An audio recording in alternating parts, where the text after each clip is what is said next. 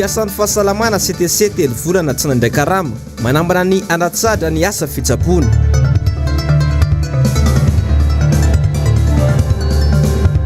Fampandrosoana eto amin'ny firenena tsy mandeha amin'ny laoniny.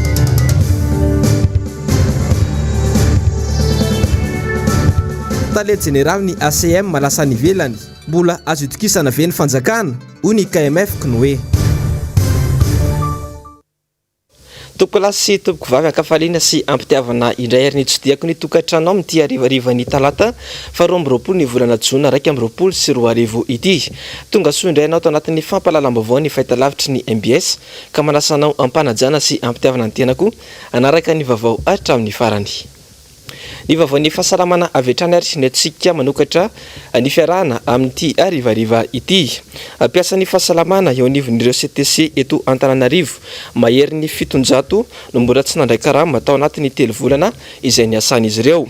Manao antsoavo avy amin'ny mpitondra fanjakana izy ireo ama ity olana ity ao anatin'ny 420 ora raha ny fanambarana nataon'izy ireo tamin'ity androany ity. Iando miaratina Mateo Prince.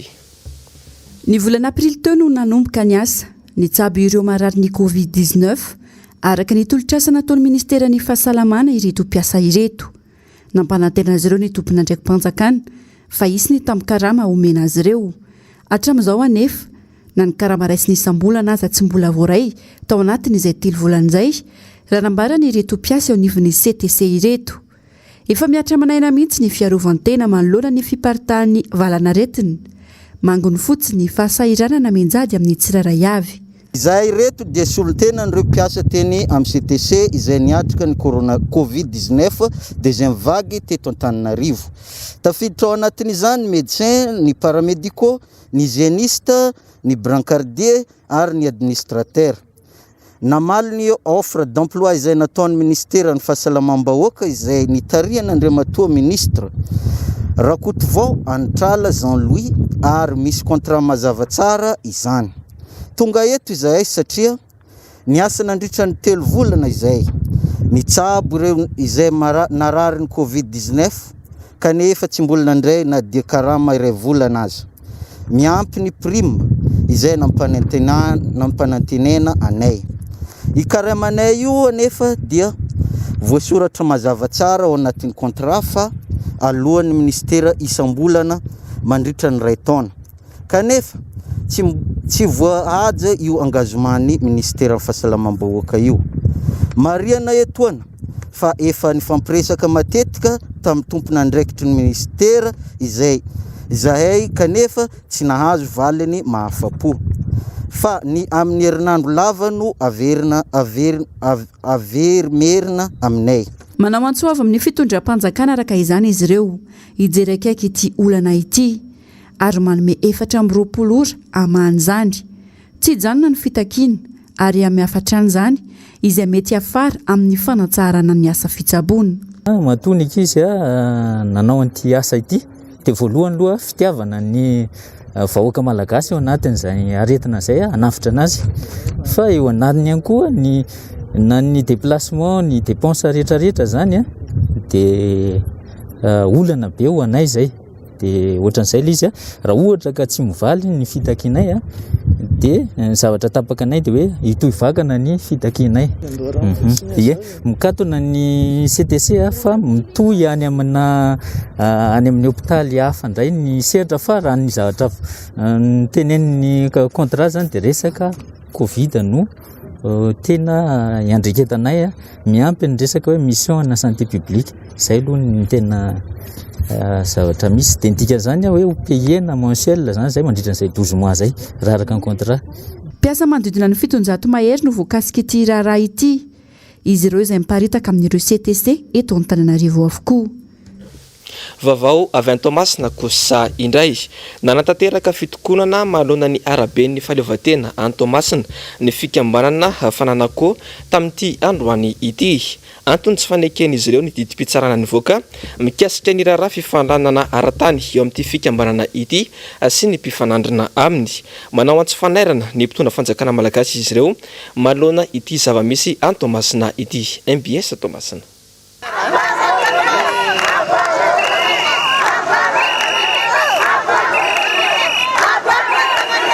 Raha efa tsy nahafaly ireo mpikambana tao amin'ny fikambanana fananiko ny nampidirana ponja ny filohan'izy ireo ny farany volana melasa teo noho ny resaka aditany ao Belambo.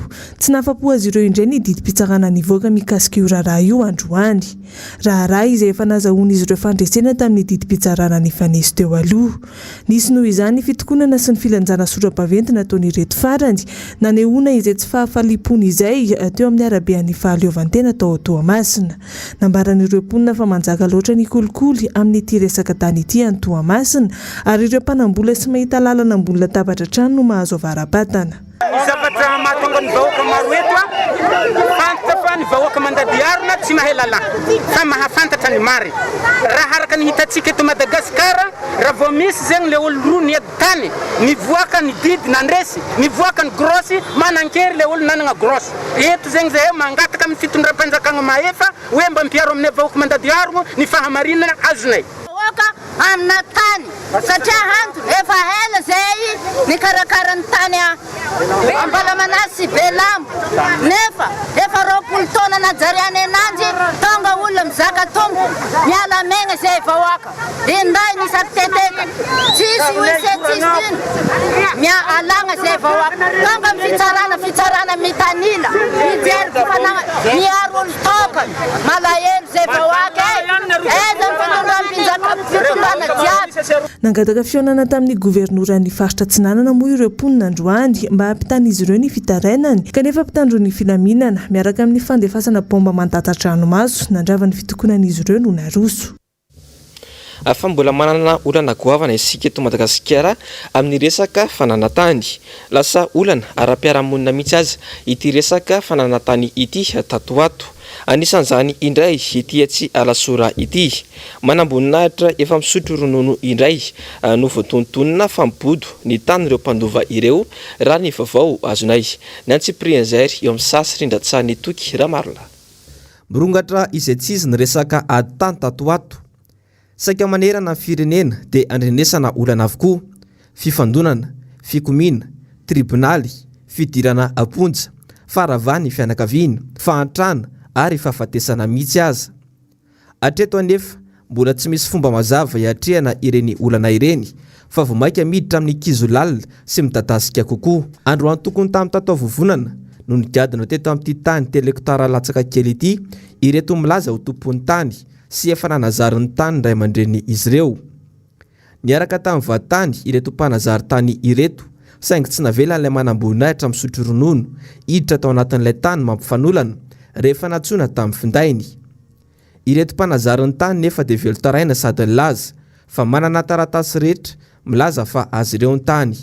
Zany hoe fa matamany 80 tany ho any zany nefa nikarakarana nanajariana zao toerana zao ary toerana tsy dia nisy ninina loatra ty toerana ity ny tena marina fa toerana nangadiady fa no nefa taitra reto olo reto fa hoe misy zany voajary le tany vita ohatrany hoe parka fitsangatsangana takan'ireny parka rehetra ireny dia ino nataitaitra an'zareo zany satria misy voajaona azy angamba ny tena marimarina koa marina an'izay zavatra dia izay no nahatonga azy ohatrany hoe narombotra azy amin'le tena hoe aloha sarianay amin'ity zavatra ity nefa ny atota taratasy zay eo ampelantananay amin'izao tsika miteniteny zao dia afa tena kompleta teraka le izy zany fa fahazahoako an'le izy sy fahafantarako an'le izy dia zao hoe ohatrany karazana ohatrany hoe manao bodongerona fotsiny na ohatra hoe mety manantenany hoe za amin'ny maha-général là dia aloha fa fanapara-pahefana tena marimarina kokoa fa raha marina hita amin'ny zavatra izay nerahantsika teo fa tena complet ny atota taratasy eto anatreny eto manana titre kadastra mihitsy zay eo angambany hitanareo tsara zay naseho aminareo ka zay mihitsy no atao hoe mampalahelo anay zany sy tena mampahonena anay le fitarainanay amin'ilay izy zany manoloana n'ilay zava-misy eto amin'ity tanin'ity ray aman-dreniko ity. Ny fifampitoriana eny anivon'ny tribunal koa anefa dia tsy resaka fangalara-tany fa resaka fananantany araka ny lovan-drazana tsy mifanojo amin'ny lalam-panjakana. Manjary fiarahamonina roa samihafa no feheza lalàna raha resaka vandivana ka ny rariny araka ny lalàna manjary tsy rariny ara-piarahamonina. Isika nefa teo tany-tandalàna ny fandaminana ara-politika hitantanana ny tany sy ny fanavoazana tiaka tao ara-piarahamonina no tsy mazava. Izany tsy mampandroso ny fiariny ny isam-pianakaviana sy ny firenena satria miparitaka amin'ny isan-taranaka ny tany. Sary mampahatra ny fiarina n'olovaina. politika piarina raha teo kabary ambovavahady. Raha ny atotanisa fantatra farany, saika ady tany avokoa ny 90 isanjaton'ny raray eny anivon'ny fitsarana. Maro loatra ny alatra tany, ny tsindry azo lena amin'ny fakana tany sy fibodona tan'olona, ka aiza ministera ny fitsarana sy mifanana tany mahalona izany rehetra izany.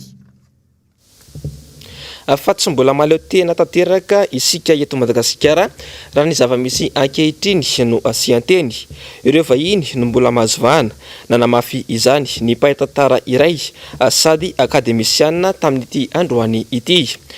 No antrateriny fa misy ireo toetra tokony ananany tsiraray avy, manana sy miatrika izany fiandrianana sy fahaleovantena izany. Yando miaratina Mateo Prince. Migadona ny sabotsy zao an'ity taona 2024 20 Jona izay daty ankalazana ny fetim-pireneny malagasy. Antsoina ihany koa daty hoe fety ny fahaleovantena. 20 taona ny iverenan'izay fahaleovantena izay, aiza ho aiza no misy antsika. Inona ny fiovana nentiny teto amin'ny firenena? Ireo no fanontaniana ambiantsaina rehefa vaninandro tahaka izao. Raha ny zava-misy aloha, tsy mbola tena mahaleo tena ny firenena malagasy. Mbola hita taratra hatrany ny fitsabany vahiny iraran'ny pirenena. Izy ireo raha teo ihany koa no mbola tena mahazovana amin'izao fotoana izao. Nanamafy izany ity mpaitantara sady akademisiana ity. Raha mitentsika hoe mahaleo tena i Madagasikara, izay le lazaiko hoe fandanian-tena tokony ho atao, ny hoe tena iainantsika tokoa ve izay ilay fiandrianam-pirenena, izay ilay fahaleovantena, izay tsy iandrasantsika amin'ny hafa, ny amin'ny fanapahan-kevitra, ny amin'ny mombantsika, fa ahafahantsika tena mijery mamaritra ny mahasoa antsika malagasy eto amin'ny tanitsika. Ary izay no verika fa tena endriky ny fahaleovantena.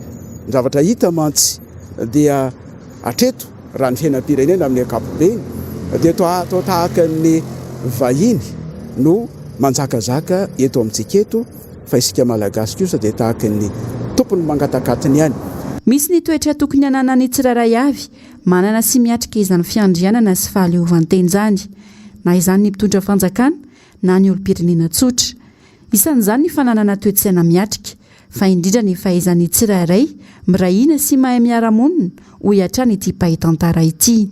Olona mitraka, mpitondra fanjakana mitraka, miatrika ny adidy mavesatra iantsoroany amin'ny fiahinany fiainam-bahoaka ary mijery izay tena mahasoa sy maika ary ilain'ny vahoaka eo amin'ny fiainany andavanandro.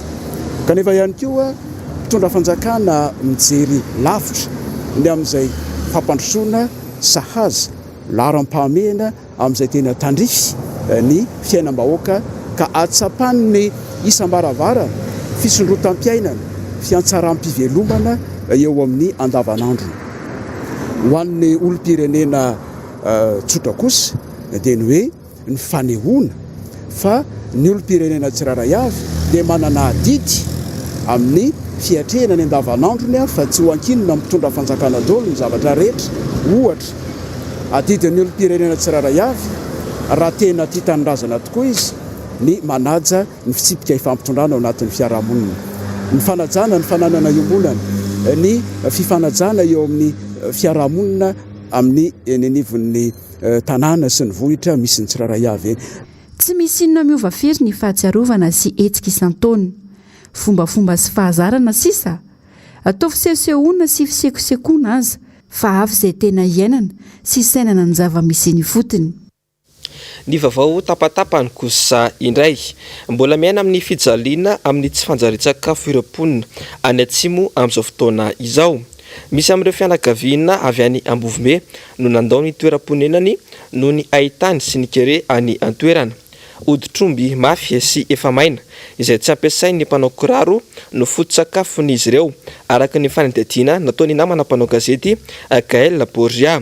Atreto tsy misy ny vahaolana maharitra sy matipaika ary sy ny fitondram-panjakana malagasy iadina amin'izay kere any atsimo izay. Fa feno 70 taona androany kosa ny akama. Ho fanamariana izany dia notokanana androany ny tsangam-bato ny 570 taona ny trano fiofanana manara-penitra miaraka amin'ny fampitaovana. Ny pasteur docteur Rakotsavy Denis filohan'ny FLM moa no nitarika ny fitokanana. Empolo tapitrisa ariary mahery ny teti-bolana nanatotosana ny trano sy ny fitaovana ao anatiny. Navoaka tamin'ny fotoana io anko ireo andihana piofana teny tanana lenta voalohany misa 13 sy lenta faharoa misa 13 kanomena fanamarina piofanana. Ny vaovao ny fanatanjahantena kosa indray ny fanomezan-danja ny fijerena ifotony ireo taniketsa eny anivon'ny fokotany tsirairay avy izay ihany no vahaolana ahafana mampiroborobo ny fanatanjahantena eto amintsika ho ny mpay fanatanjahantena iray niresaka tamin'ny mpanao gazetinay tamin'ity androany ity. Tsy tokony asiana tombosiala kosa ny eo amin'ny fanohanana ireo taranja misy eto amintsika ho izy ary tsy tokony ampitsaboana resaka politika ny tontolo ny fanatanjahantena malagasy. Njavandre maefa tahirinena ranarnirina. Efa hita nisongadiny Madagasikara raha ny resaka fanatanjahantena no resaina ho ny mpay fanatanjahantena iray tafaresaka taminay androany. Dingana lehibe ho an'ny malagasy ohatra natafakaran'ny barian'i Madagasikara tany amin'ny kanina 2022. Efa saika mandray anjara amin'ireny fifanitsanana iraisam-pirenena ireny ihany koa ireo taranja misy eto Madagasikara. Fa ny zavatra rehetra ho an'ny tontolo fanatanjahantena aloha dia oka mihitsy zava fa tsy miaina amina miracle aloha zany na miaina amina kisendrasendra fa mila manamboatra zavatra avy any fotony. Ary izay zavatra izay no mahatonga ana amin'ny teny ohatra mba manomboka mba miarina satria be dia be ny taranja manomboka mijery fotony amin'izao fotoana izao mametraka an'ilay rafitra zany hoe mba hananana an'ilay vokatra tena maharitra zany. Ohatra tsika zao raisitsika ohatra kaiky kely zao zany io ny tontolon'ny baolina kitra io fa manomboka miverina makany amin'ny famoronana miditra avy any foto mihitsy mamorona an'ilay hoe football de jeune miala avy any amin'ny école zany dia irariana ny taranja rehetra koa anao an'izay hoe zay mamafy voatsara no mijinja voatsara izay zany ny tena bazy amin'ilay sport hoe. Ilaina ny fanohanana avy amin'ny fanjakana ho ihatrany ity mpay fanatanjahantena ity saingy tsy tokony hidirana loko politika be loatra. Eo indrindra sika zao misy mihitsy ny resaka politika ho an'ny misy zany atao politika ny sport aloha fa na izany ary alao mba tsy lokona politika tsony le indrindra ty tontolo ny baolina kitra ty io mpanjaka amin'ny fanatanjahantena fa tsy ny baolina kitra ihany hoe zay rehetra mandeha eto dia raha sanatria ho lokona politika foana dia tsy handeha mandrakizay la mijary lasa ifamaly eto foana ampitatana sy ny fédération zany sy ny fanjakana zany hoe rehefa tsy mitovy fijery amin'ny fanjakana dia tsy ampin'ny fanjakana na hoe sanatria vava hoe rehefa tsy manaika sitrapon'ny fanjakana dia tsy ampin'ny fanjakana alao tsy atao amin'izay tsony adidin'ny fanjakana foana manampy indrindra ny ekipa pirenena amin'ny lafin'ny ara-panatanjahantena dia adidin'ny fanjakana no mandray antanana sy manampy ny ekipa pirenena oka tsy asiana zanak'ikala hafa mihitsy ny fijerena ny ekipa pirenena. Ny vaovaon'ny fanatanjahantena izay hatrany ho malay ariva dia namoaka fanambarana ofisialy ny club frantsay Paris FC fa tsy hana vao intsony ny fifanarana amin'ny mpilalao maromaro. Isan'izany inomenjana rilalaina na ibolida. No amarin'ny club hatrany fa tapitra ny fiandohan'ny volana Jona lasa teo ny fifanarahana teo amin'ny rotonta. Ny vaovao malaza maneran-tany kosa indray. Anisan'ireo firenena matanjaka nahitana trangam-pahafatesana betsaka indrindra vokatry ilay valanaretina Covid-19 ny tany Italia. Ataorian'ny la Frantsa anefa dia nanapa-kevitra ny ministeran'ny fahasalamana italiana fa hiala amin'ny fitondrana ary vavasy ary orina ny amin'ity firenena iray ity. Amin'ny fahavalo amby roapolo ny volana Jona ho avy izao kosa no hiatra io fepetra io raha ny voalaza. Mitatitra amintsika izay vaovao izay ny namana mpanao gazety miala ranombana teo amin'ny rindrantsany Andry Rakoto Malala. Nahitana fianany be ny trangam-pahafatesana sy ny tampifindran'ilay valanaretina Covid-19 ny Italia. Raha ny antotanisa ho malalatsinainy izao no resahina dia 20 monja ny trangam-pahafatesana tany an-toerana raha anjatony izany teo aloha. 570 kosa ny tranga vaovao. Noho ny fidinana isa sy ny fahavitan'ny 80 tapitrisa amin'ireo mponina ny vaksiny fanefitry ity valanaretina ity dia nanapa-kevitra ny ministra ny fahasalamana italiana omaly fa hiala amin'ny fitondrana arovava eny ivelany izy ireo manomboka amin'ny 20 ny volana Jona ho avy izao. Miatra amin'ireo faritra voasokajy ho faritra fotsy io fanapahan-kevitra io raha ny nambarany. Izany hoe ireo faritra izay efa ambany dia ambany ny tampifindran'ny ity valanaretina ity. Faritra iray any avaratry ity firenena ity sisa no mbola mitondra izay arovava izay.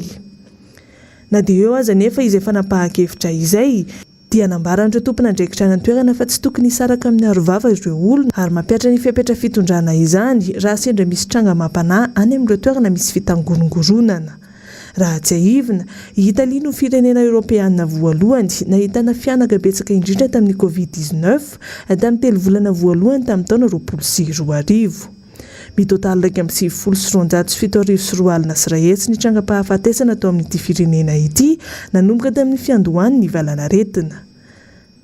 Maherin'ny 4 tapitrisa kosa ireo olona voakasiky ny Covid-19 tany an-toerana nandritra izay fotoana izay. Anisan'ireo firenena efa niroso tamin'ny fanaovam-baksiny ireo mponina tao amin'ny Italia ka ny 30% izany hoe ny 9 tapitrisa amin'ireo olona vita izany dia ankizy 12 taona no mihoatra avokoa.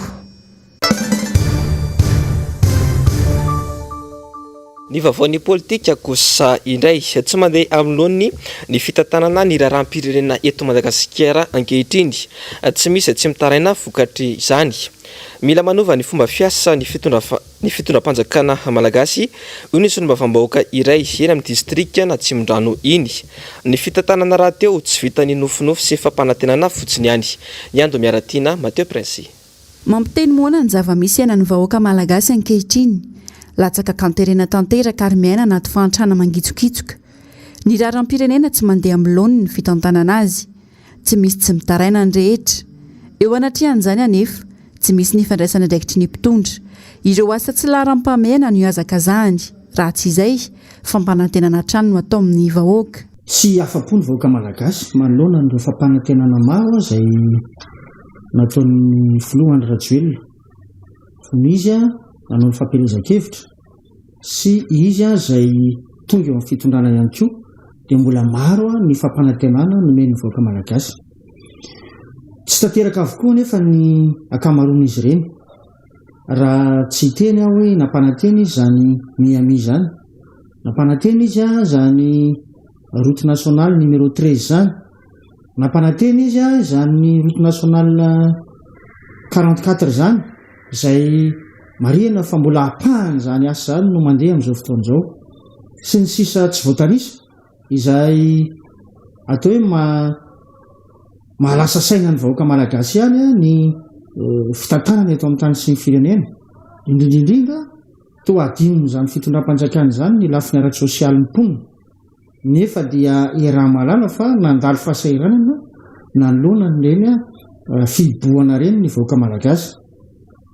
Toa mbola tsy tantaratra zany relance économique izay ataon'ny fitondram-panjakana zany.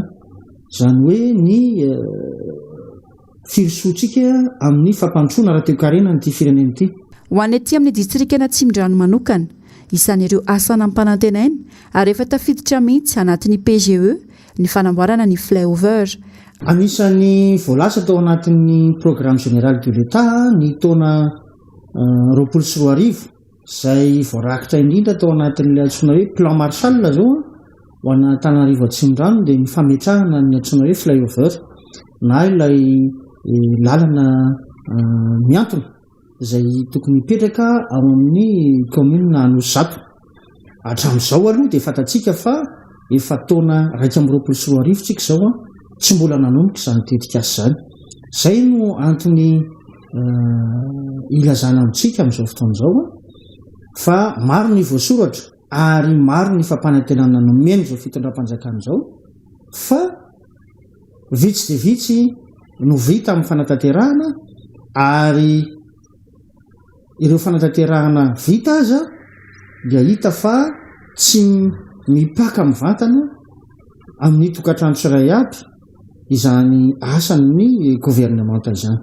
Mila manova ny fomba fiasan'ny fitondram-panjakana ka hitady vahaolana aingana sy maharitra ivoan'ny malagasy anatin'ny fahantrana lalina ho hiatrany ity solombavam-bahoaka ity. Tsy vita ny nofinofy sy fampanantenana fotsiny ny fampandrosoana ny firenena. Fa mbola miteraka resabeny anivon'ny fiarahamonina rehetra eny sy ny filazana fa lasa ny azo any Afrika Atsimo ny Tale Général ny ACM. Ity farany izay isan'ireo tompon'andraikitra voarory tamin'ny raharaha fanondranana volamena 7 kilao tratra tatsy Afrika Atsimo. Malona izany dia nitondra ny heviny mikasika izany indrindra moa androany ny firaisamonim-pirenena KMF Knoe teny amin'ny foibe toerany tamin'ity androany ity. Anjava-Andriamahefa sy Tahirinena Ranarnirina. Fanontaniana maro napetraka ny firaisamonim-pirenena KMF konoe amin'ny fanjakana mikasika ny vaovao miparitaka fahalasany Afrika Atsimo ny tale generalin'ny ACM.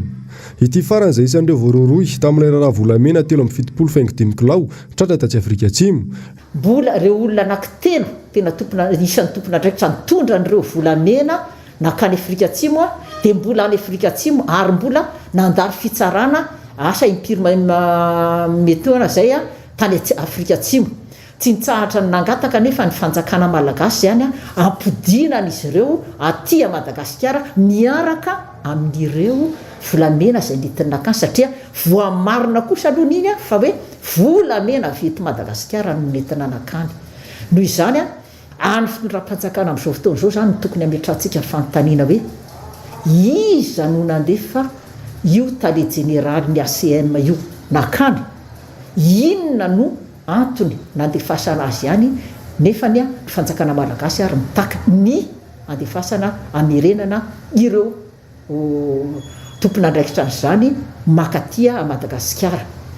Dia apetrakintsika zany ny fanontaniana amin'ireo tompon'andraikitra malagasy manam-pahefana malagasy ny ao amin'ny ministeran'ny fitsarana ary ny tompon'andraikitra hatrany amin'ny prime ministre kory ary zany hoe ahoana fipetraka zany toejavatra izany satria indrindraindra koa tonga dia lazaintsika fa hoe mbola mikatona ny sisy tanin'ny Madagasikara tsy mbola misy mahazo miditra sy mivoaka afa-tsy ireo efa voalaza tamin'ny any hoe anakarazany olona anankefatra ihany no afaka miditra sy mivoaka ahoana no afany mandeha makany iza nandefazy. Ratsaivina dia fanamohan'ny fitsarana didy fampisamborana ary nahiditra ponjavonjy maika teny tamora ity tale generalin'ny ACM ity taorian'ny anona azy teny ampaky ny 7 melasa teo. Navoaka ny fonja nefa izy ny 9 me izay voalaza fa nanao famindrapitantanana teo am-pisolotoerana azy ary niverina ponja ihany ny tolakandron'iny. Gaga nefa nyrehetra amin'izao maheno ny fe mandefa lasa ny velany ity tompon'andraikitra ity. Mametraka ny ayay manoloana izany araka izany ny KMF konoe ary takiny izy ireo ny siany mangarahara tanteraka mikasika ity raharaha ity. Raha fahitanay an'izany toe-javatra zany dia mbola mitoy ihany zany le zavatra le tsy manjary atao miseho eto amin'ny firenena zany hoe atao maneno be takan'ireny ireny ny fanenjehana ny olona tsy manara-dalàna ary indrindra ny fangalarana fandefasana ny harem-pirenena mivoaka kanefa rehefa avy eo dia safosafoana sarotsaromana amin'ny fomba samihafa ndraiky io indray le izy zany dia mipetraka amin'ny fanontaniana hoe azo atokisana ve ny tompon'andraikitra eto amin'ny Madagasikara amin'izany toe-javatra izany ka mba angatahana ianareo mpanao politika arainareo tompon'andraikitra tsirairay avy mba ampiseho zavatra tena marina sy ampiseho ny mangarahara eto amin'ny fitondrana ny firenena. Mbola manjavozavo tanteraka moa amin'izao ny mikasika ity raharaha volamena 7.5 kilao tratra tatsy Afrika Atsimo ity. Fanivoaka omaly ariva be ny didim-pitsarana momba ny Clémence Rarnirina tamin'ny fitoriana nataon'ny ben'ny tanàna naina andritsy toaina azy noho ny raharaha trafika d'influence. Androany dia niresaka taminay ity mpanolotsaina ny tanàna ity eo amin'ny sasy rindratsahan'ny toky Ramarla. Nahatra ora roa ny fakanambavany an Clémence Rarnirina teo amin'ny pôle anti-corruption na ny fitsarana manokana misahana ny ady amin'ny kolikoly. Noho ny fitoriana nataon'ny ben'ny tanàna naina Andriatsitoaina no antonyity fiakaran'ny Clémence Rarnirina teny ampaka omaly ity noho ny raharaha trafic d'influence. Omaly ariva be vao nivoaka ny didy ka afaka noho ny fisalasalana ity mpanolotsaina ny tanàna ity. Nisaotra ireo nanampy azy rehetra moa i Clémence Rarnirina androany. Ny zavatra tiako tenenina zany ny manoloana indrindra ny fiakarako teny anivon'ny Paky iny dia misaotra an'ireo rehetra izay manohana mankahery mitrotro ambavaka fa indrindra misaotra ny antoko tim na ny antoko tiako Madagasikara izay nanome mpisolo vava ny tenako na anampy anahy nahafahako niatrika an'izay fitsarana teny amin'ny Paka izay. Tsy mora zany miatrika fitsarana eny amin'ny Paka izay. Miatrika fitsarana efa tsy mora fa indrindra hoe eny amin'ny Paka vao maika tena hoe tena tsy mora. Ary izay ny sorako ny antoko tim nanolo tananahy tao anatin'izay fanampiana tamin'ny resaka mpisolo vava izay. Tiako tsipihana mantsy dia hoe manoloana ny fitoriana marobe izay efa nataon'ny ben'ny tanàna tsy vitako za samirery Clémence Rarnirina na dia atao ara hoe misy no miteny hoe tena mahasamijoro sy ny sisa tsy vitako za samirery ny hoe hiatrika fitsarana ohatrandrendra tsy misy mpisolo vava dia fanampiana lehibe izay tena hoe tena nilaiko ny nomeny ny antokotiko Madagasikara zany tamin'ny fanomezana amin'ny mpisolo vava dia isorako be dia be ny antokotiko Madagasikara izay ary izany fanohanana zany izany tolotanana zany dia vao maika mampirisika ny tena koa androso hatrany ao anatin'ny fijerena miaraka amin'ny masomponina mino amantsy fa ny mpanolotsaina tim dia hitako hatreto fa tena hoe miara-mientana amin'ny tenako foana ao anatin'izay fijerena ny masomponina Tananarivo zay sanatria manakana ny fampandrosoana ny tanàna izay ataon'ny ben'ny tanàna fa manao kosa izay ezaka rehetra isiny ny fampanarahana ny lalàna fampanjakana ny lalàna satria tsika dia tany-tandalàna ary tany demokraty ihany koa Madagasikara dia ao anatin'izay tany demokraty zay ama tany demokratika atsika dia tokony hajaina le fahalalana maneho hevitra fa rehefa mpitantana tanàna ianao dia tokony mahafantatra fa any aminao mason'ny olona dia ny olona be dia be no miteny fa tsy hoe isaky ny misy miresaka akory dia andeha amoriporina fitoriana etsy entina hitadiavana ny tombontsoana entina hoe sanatria hoe entina aniliana olona anankiray ao amin'ny andraikitra izay nakino ny vahoaka taminy dia ohatran'ny tenako zany na eo aza nefa ny fandresena azony Clémence Rarnirina tena mpaka omaly izay dia fantatra fa mbola misy raharaham-pitsarana misa roa eny anivon'ny fitsarana amin'ny sanany ady amin'ny fanjakana kosa mbola miandry azy. Raharaham-pitsarana anankitelo moa zany raha mikasika ny ben'ny tanàna Franck Michel ny anandray tsitoana manokana no efa nitoriany azy zany fitoriana telo zany no nitorian'ny ben'ny tanàna raha zay ny azoko ilazana azy mahitsy voalohany ilay raha teny amin'ny cybercriminalité amin'ilay resaka hoe famoahana vaovao tsy marina lazainy fa famoahana vaovao tsy marina sy fanalambaraka azy faharoa ny raha izay mbola mandeha amin'izao fotoana izao hoe ny anivon'ny tribunal administratif dia ny fangatahany fanesorana ny tenako tsy ho mpanolotsaina ny tanàna izay tsy piako ary mariako fa ny tenako no nanana ny teny farany tao anatin'ireo fifanakalozana antota taratasy ara-pitsarana izay natao teny anivon'izany fitsarana izany fa dia miandro moa zany fisaotran'izay fitsarana izay raha tsy aivona dia anisan'ny miaro ny tombontsoam-bahoaka eto an-drenivohitra toy ireo mpanolotsaina ny tanàna lany tamin'ny anarany antokotima ihany koa i Clémence Rarnirina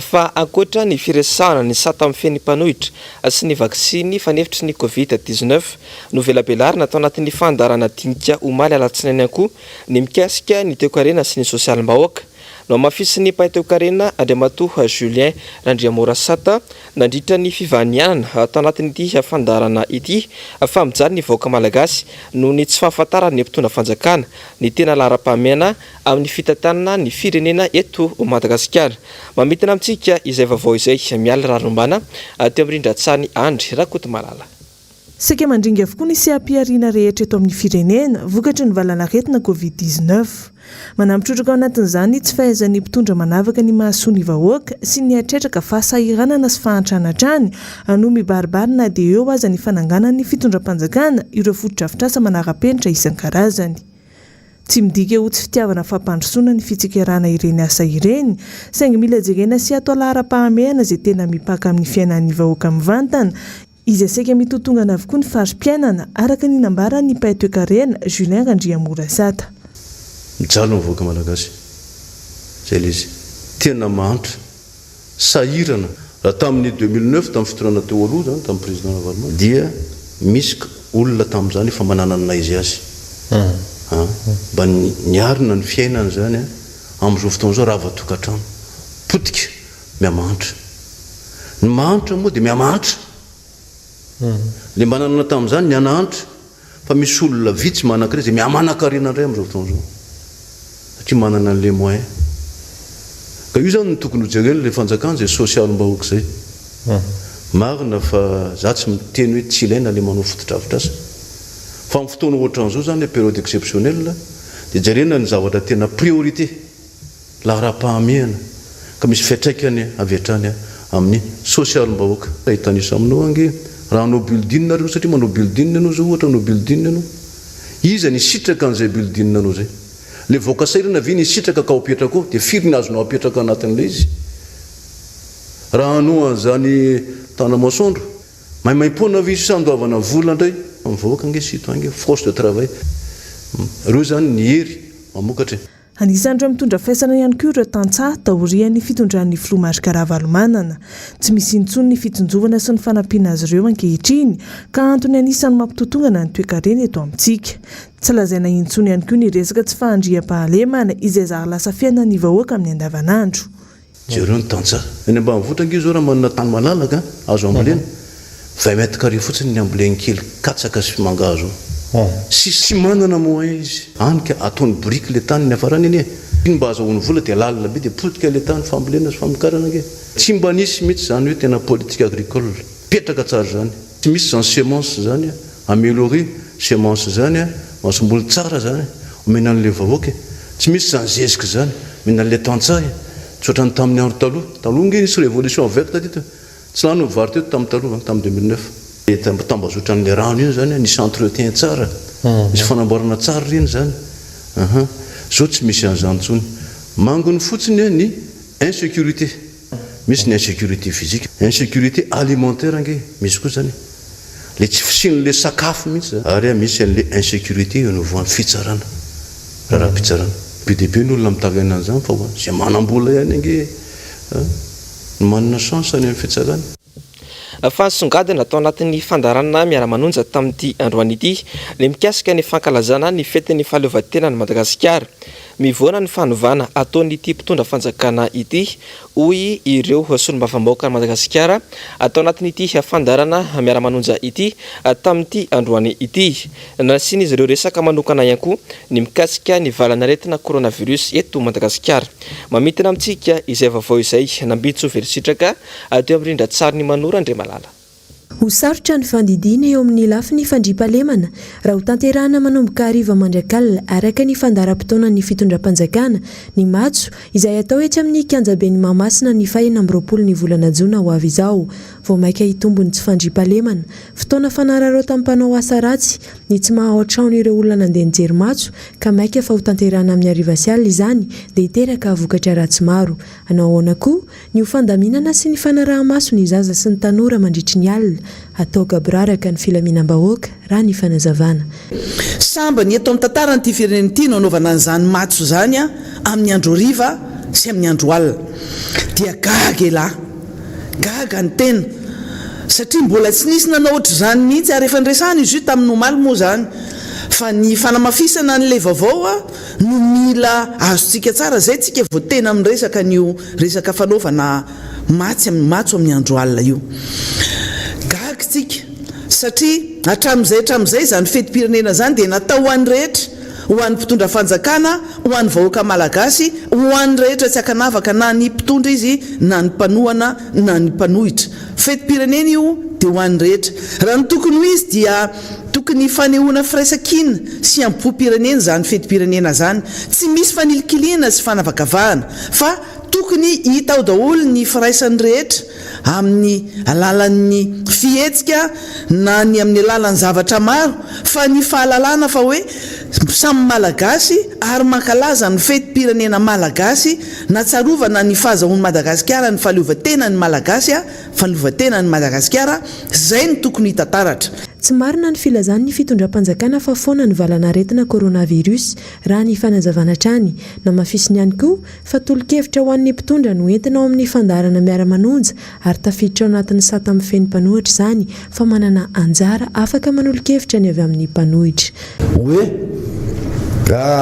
ny fanjakana milaza fa resy le aretina maty tsisy tsony le aretina mihena isan'andro ry amin'ny tableau fanjakana fa mitombo tsy fantatra tsony zany hoe le olona araka teneny namana fidelina moaly le zavatra avoaka tsy marina ary tsy laingany ankabetsahany zavatra tsy matsinana sa tany nandeha tany any nisy ny fahasalamana dia gaga samy talanjo na hoe tena petraka mihitsy le bolana any aminay any amin'ny 20% ny vahoaka le tany any ambanivohitra eo zay filazana azy any hoe lasy ny alika vao mitady vato.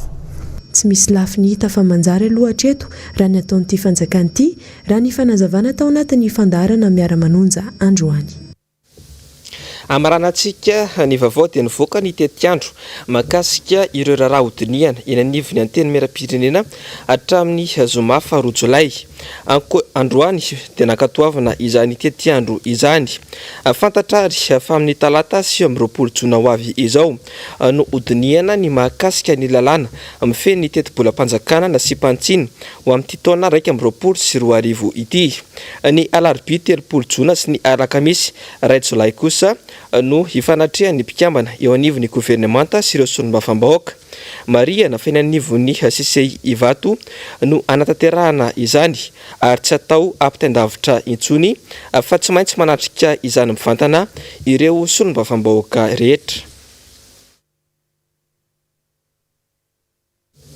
Dia zay ihany koa ry tompoko lahy sy tompoko vavy netiko manakatona ny fampahalalam-baovao tamin'ity androany ity. Izao ianao nanaraka izany hatramin'ny farany aza donona aorian'izao fampahalalam-baovao izao no anarahinao ny fandarana Global News izany hoe ahitantsika ireo vaovao tapatapany maresaka iraisam-pirenena. Aorian'izay kosa ny famerenana ny fandarana ahoana marina ary ny horonan-tsary atotry ny fahitalavitry ny MBS kosa ho anao amin'ity alina ity dia mitondra ny lohateny hoe implant en fer izay ahitantsika any Morgan Freeman. Malasanao ary tsy saraka amin'ny fahitalavitry ny MBS ny sampana fampahalalam-baovao kosa dia mametraka ny veloma mandrapitafa ho amin'ny rahampitso amin'ny fitora sy sasany indray. Veloma tompoko.